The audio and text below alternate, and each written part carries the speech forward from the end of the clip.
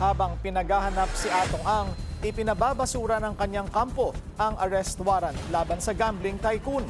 Narito ang agenda report ni Isaiah Mirafuentes ng Abante. Naghain ng kampo ng most wanted fugitive from justice na si Charlie Atong Ang ng motion to quash o motion para ipawalang bisa ang warrant of arrest laban sa kanya. Ayon sa mensaheng ipinadala sa Abante News ng abogado ni Ang na si Attorney Gabriel Villarreal, noong nakaraang linggo pa sila nagsumite ng motion.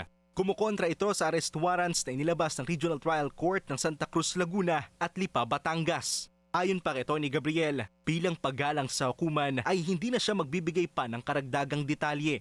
Pero matatandaan na noong nakaraang linggo ay sinabi ni Villarreal na premature at questionable ang warrant of arrest laban kay Ang. May 10 milyong pisong pabuya sa sinumang makakapagturo sa kinaroroonan ni Ang. Tiwala ang DOJ na nasa bansa pa ang bilyonaryo gaming boss na itinturong utak sa missing Sabongero case.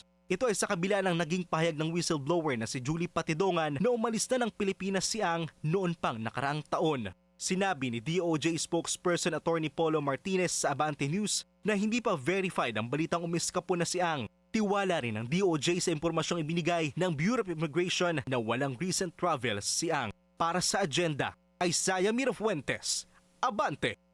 Manatiling nakatutok sa Bilyonaryo News Channel. Sumubaybay sa aming social media accounts at mag-subscribe sa aming YouTube channel para sa mga eksklusibong balita at storya.